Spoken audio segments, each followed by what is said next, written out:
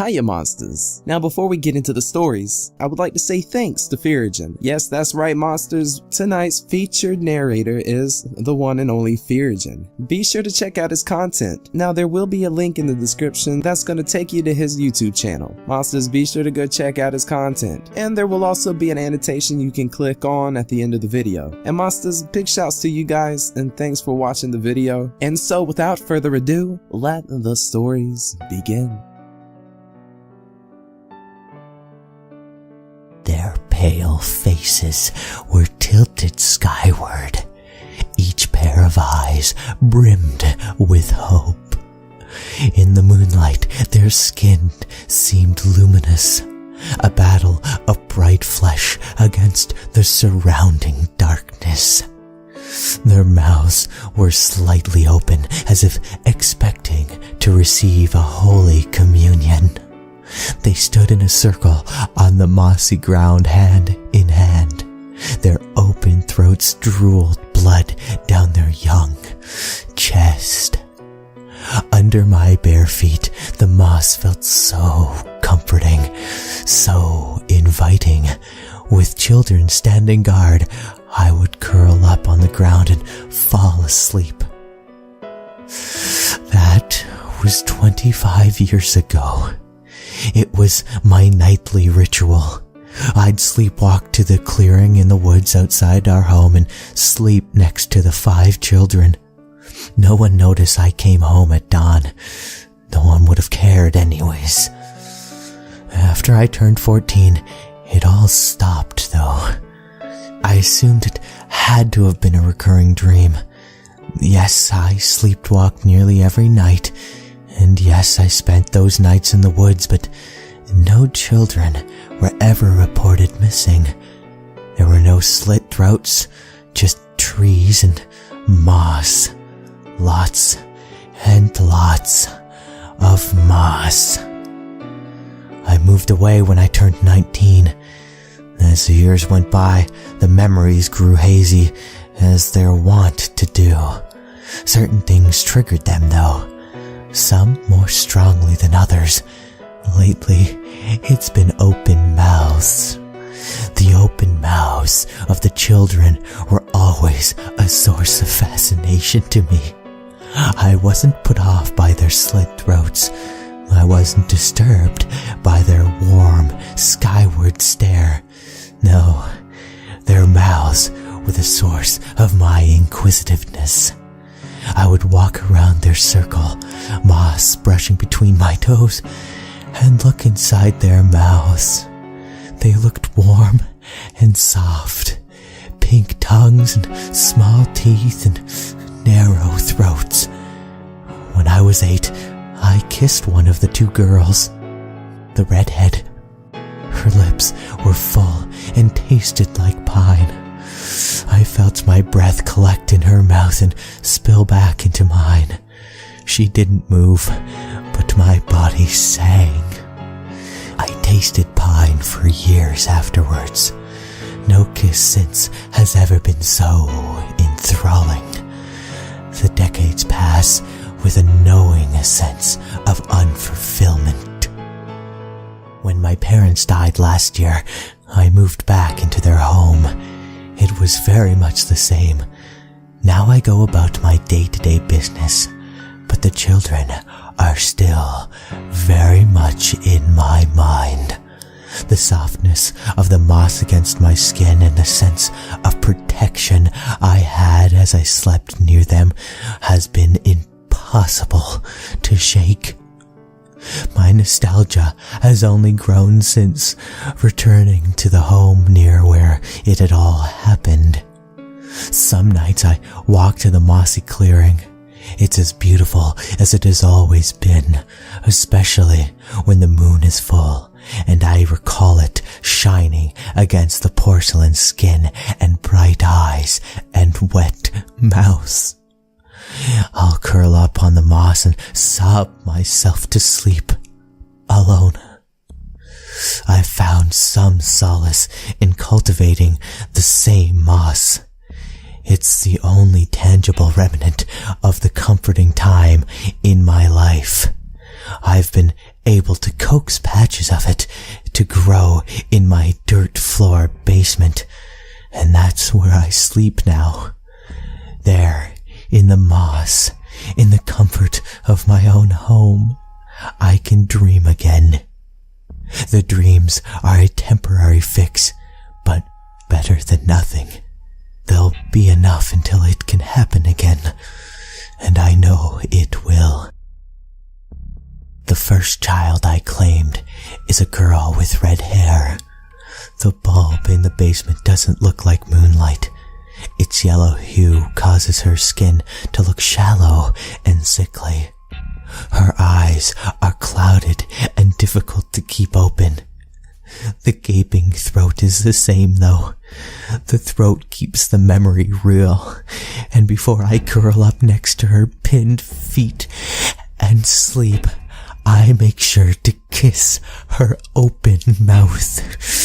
I fantasize about the pine as the taste of metal coats my tongue.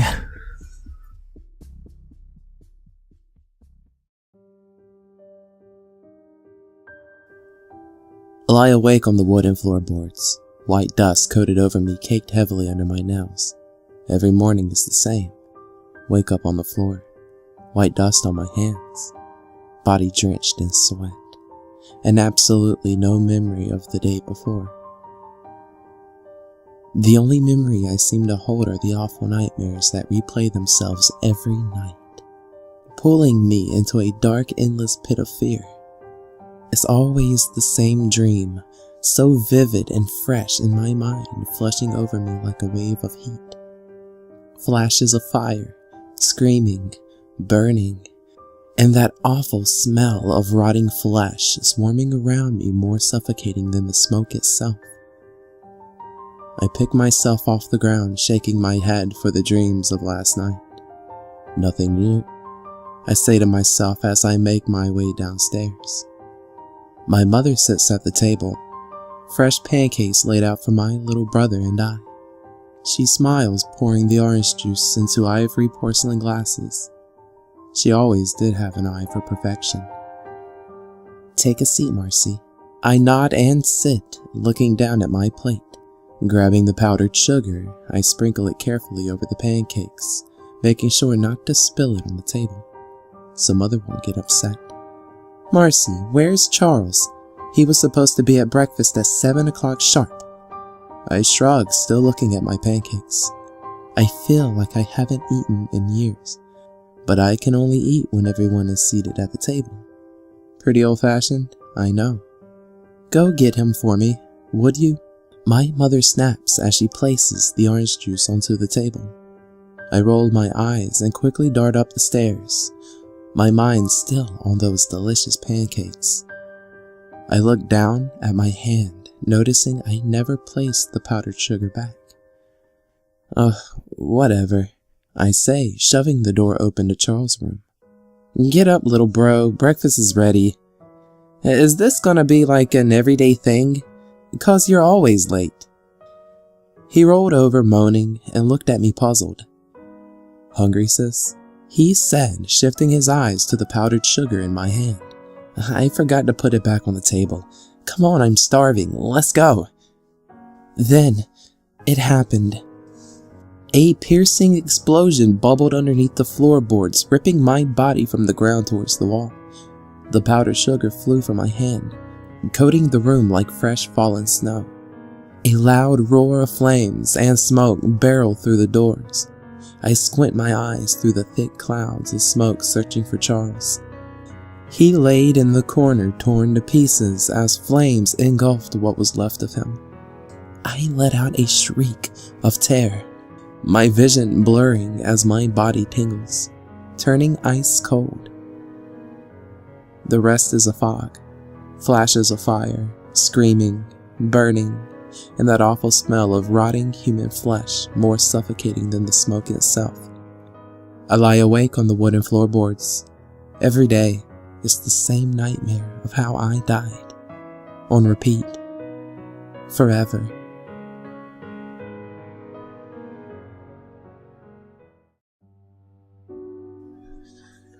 My name is not Shane. I just wanted to clarify that right now. 4 months ago, I began my career as a biomedical technician at a local hospital. It wasn't the best paying job, and it was not as close as my last job to home, but it was a start. Getting a foot in the door is the hardest part from what I understand. Anyway, my coworker was really nice, and the rest of the staff at the hospital seemed kind enough, always waving and smiling and never learning my name.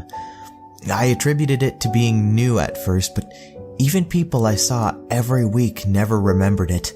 They could remember a once-a-week contract just fine, but me? No. Normally this wouldn't bother me because I have had hard times remembering people's names in the past. It started to bother me, however, when I had every single name memorized and no one had mine. Petty? Maybe. But try it for a few months and tell me if it doesn't get ridiculously annoying and belittling. What was even more strange was that everyone kept calling me the same wrong name. Shane.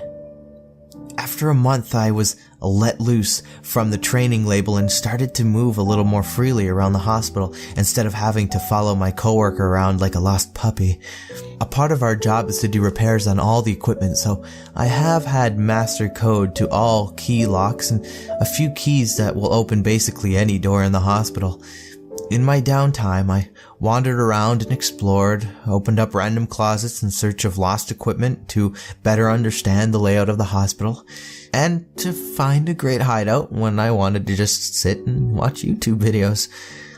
A few months of poking around and I was peeking into just about every room I can find, but one day I was looking through this old equipment in the basement storage for a missing ECG machine. I found a door. There was no key, no keypad, no lock, virtually no seams either, and it was on the floor. Once I cleared the clutter away, I squatted down to inspect it. Was it a drain? Nah, it didn't make any sense. Was it access to a sub-basement? Shouldn't be one. All of our plumbing is here and our boilers are outside. Just as I started to run my fingers along the very faint crease, my body cringes from the sound I hate the most. Shane! Shane! Yeah, over here. And it's not Shane. Did you find the ECG? Sure did. Let's test it and make sure it still works. Days went by, and I couldn't get that strange door out of my head. So I let myself into our records room that has all the blueprints and schematics for the hospital, hoping to find an answer. None. Not one damn mention of anything being underneath the basement storage. No electrical, no plumbing, nothing. Undeterred, I make it a point to keep digging when I have time. I even made a daily alarm on my phone. The next day during lunch, my coworker and I were talking about football and how we couldn't wait for the season to start. Our team was going to be very good this year, you know. Apparently, the guy that I replaced was a huge football fan, tailgated every Sunday and had huge parties for the Super Bowl, that kind of thing. I had never heard anyone talk about him before, so I asked what happened. It seemed like a sour subject because my coworker just mumbled a bit about him not giving any notice and taking another job downtown at a school hospital. Oddly enough, I applied for the same job, but after making it to the final 3 candidates, I was knocked out. Lack of experience, they said. Sorry he skipped out on you like that. What was his name? Shane.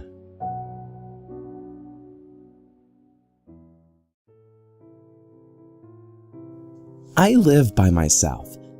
Super creative opening sentence, right? Well, wrong. In my mind, that takes away the interest factor from someone reading this.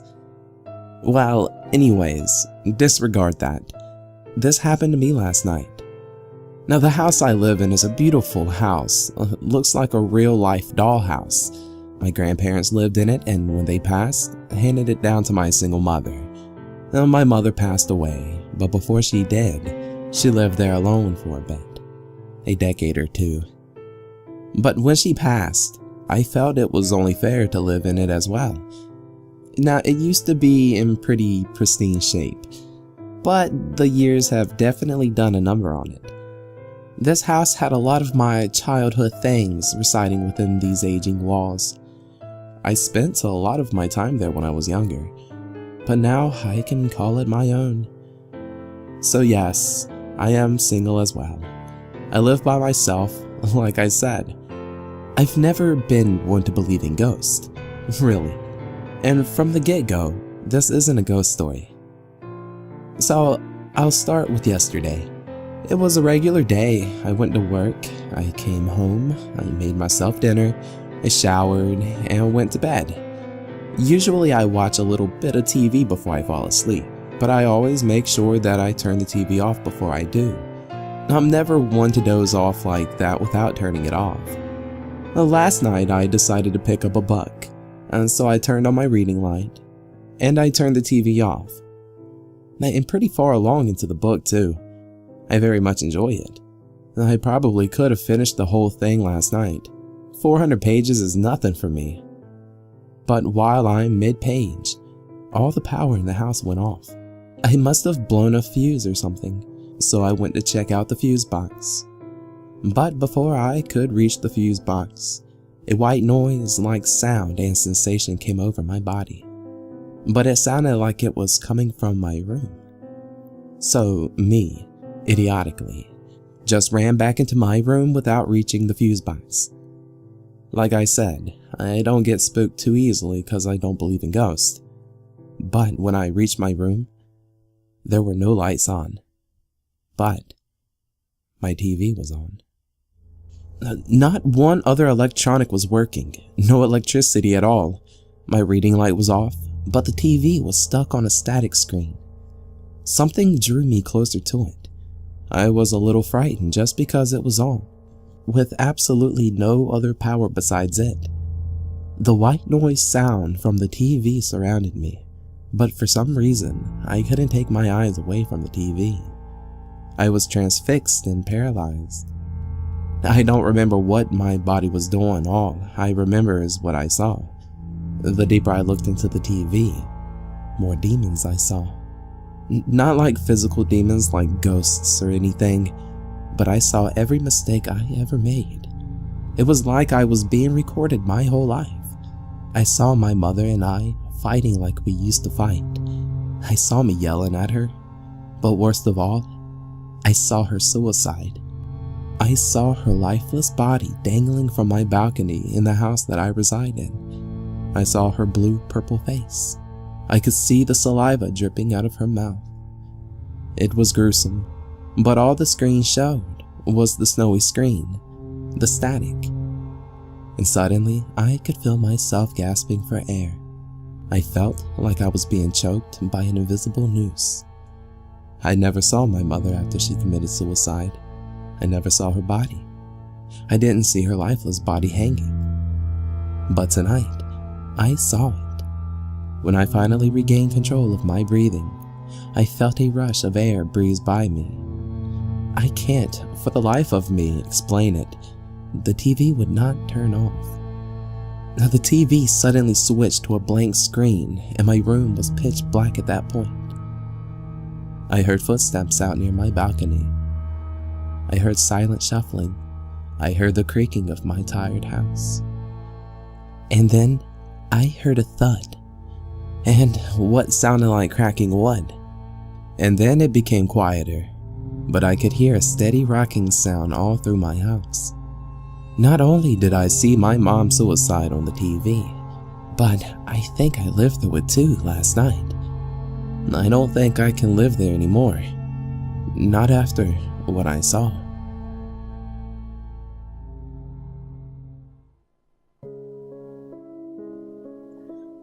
As a usual contact lens user, one of the moments I enjoy the most is getting my salary and being able to finally buy a new, fresh contact. I only had one bad eye, so I just buy one contact every time I need it. I've tried using glasses before, but as I love doing sports, contact lenses just get the trick done in a more comfortable way. Today at work, my eye started itching and getting reddish around the corners where the eye and the contact lens meet, signaling that I needed a new contact lens. After work, I got the keys to my car, went to the store, and just took the usual little pack containing a new vision corrector. I didn't even care for reading the package because I always got the same -1.0 correcting strength. Queuing to pay, I noticed how thirsty I was and greedily took a soda can from the cooler near the cashier. After paying, I refreshed my dry throat and my body responded with a thankful burp. I sporadically had to rub my eyes to get rid of the itching, but it was nothing unusual. I got in my car and took my time to finish off the soda. Then I ignited the engine and made my way home. Of course, the first thing I did after unlocking the door to my small apartment I lived in was going to the bathroom to get rid of my old contact lens. Unwrapping the new one, I carefully placed it onto my cornea. I remember that this process was so desperately hard when I started wearing contacts. Getting it into the right spot and taking it out before sleep were tasks that would take me 15 to 20 minutes. But now, it only takes me 10 to 15 seconds. At least in this, I can confirm that practice makes the master. The sensation of the new lens on my eyeball was great. The surface of the cornea felt so cool and fresh. I just loved it. It was my own eyegasm and I enjoyed it for the few moments I had before starting my home routine. The day went on as usual that afternoon. I got into my kitchen and started preparing a meal with whatever ingredients I could find, which resulted in some tuna with rice. I made a mental note telling myself that I really needed to go to the supermarket tomorrow. I dove into the couch and started the laptop to get my daily dose of live streaming. After an hour, I started to drowse away until falling asleep.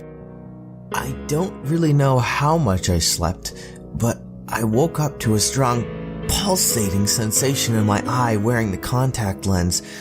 I usually take my lens off when sleeping, but napping for an hour or a little more was never a problem, so I was really surprised by this phenomenon.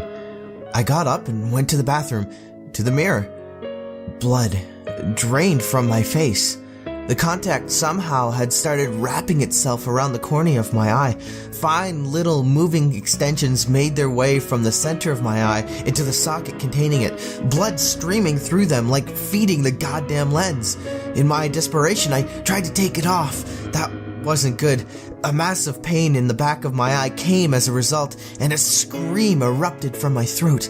I started searching for my phone to dial 911, but I couldn't find the damn thing.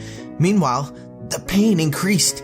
I tripped and fell on the floor in agony. I tried to get up as soon as possible, but the pain was so great, I could feel it expanding into my skull. I started screaming as loud as I could, hoping that a neighbor would hear me and notice that something was wrong. I started feeling something making its way through my cornea. The pain was unbearable, and I was only able to gnash my teeth in response, holding my hands to my, for sure, already destroyed eyeball. I started feeling nauseous, and the contents of my stomach were spread on the floor almost instantly thereafter. I couldn't even smell it because my whole body was focused on literally blinding pain. I started crying, which only made things worse. I now could feel whatever was in my eye piercing my pupil. The stinging pain was more than my body and mind could bear. My heart started to beat faster, vision blurred, consciousness started to drift away, and in a far distance I heard a knock on the door. Help was all I heard before everything got black. I woke up in a bed with a massive headache, but the pain in my eye was gone. I looked around and realized I was in a hospital, and then it hit me. I still could see with both my eyes. I was amazed. And not only that, I could see perfectly, even with my bad eye. It was wonderful. I was eager to talk to the doctor who was behind such a spectacular deed, and to my satisfaction, I didn't have to wait long because the door to my room opened and a man with a white coat sat down beside me. I started thanking him for saving me and for saving my eye. In that moment, though, His calm expression broke and he got pale. He told me he wasn't able to save any of my eyes, that the infection took over both eyeballs, which were extracted to save my brain and therefore my life. So here I am, still sitting in the hospital bed because they don't want me to leave yet. I have patches over both my eye sockets. I'm too scared to even see what's below them, and the damn headache doesn't go away.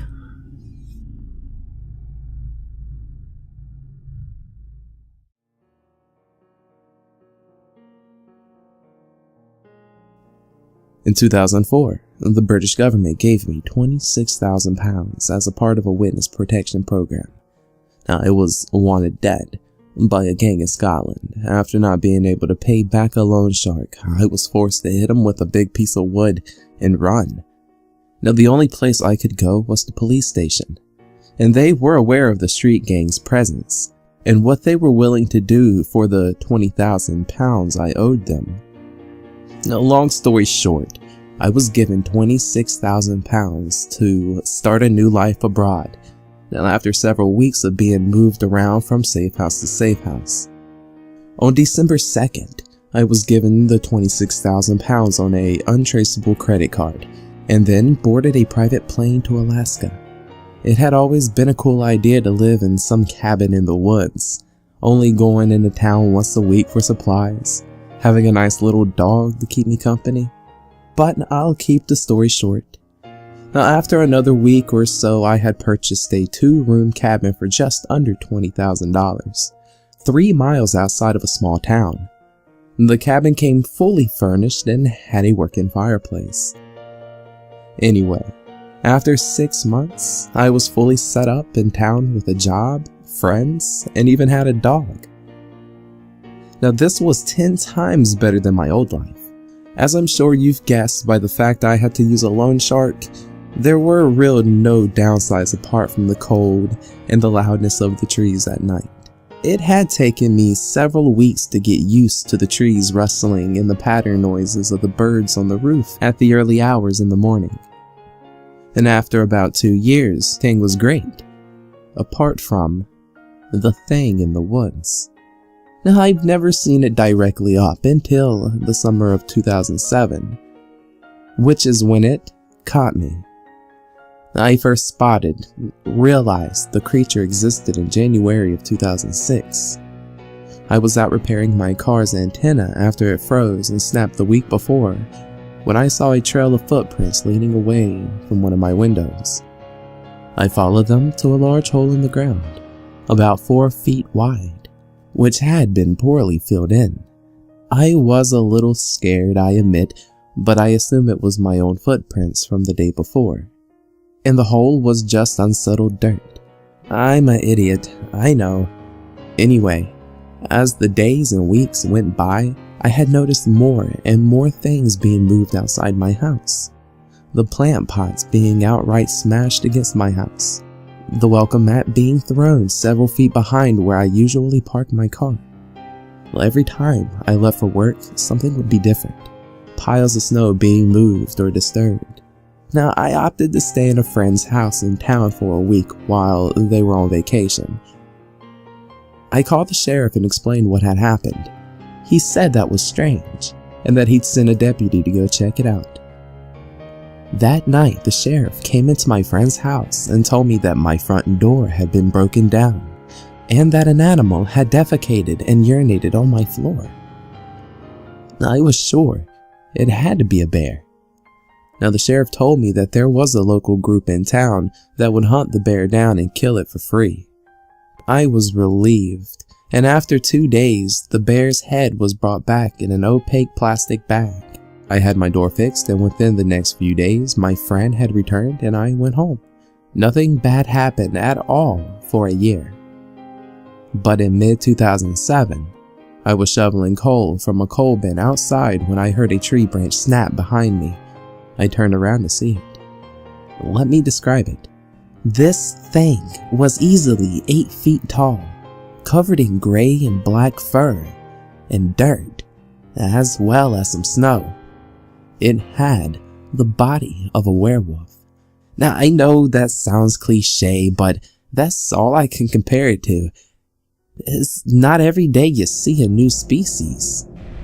This thing had long arms with what appeared to be claws, pointed ears, and a snout.